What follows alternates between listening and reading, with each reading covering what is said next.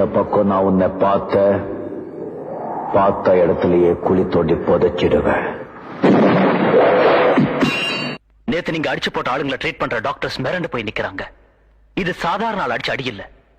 நாடி, நரம்பு, ரத்தம், சத, புத்தி எல்லாத்துலயும் சண்டை வரி ஊறி போன ஒருத்தனாலதான் இந்த மாதிரி அடிக்க முடியுங்கிறாங்க.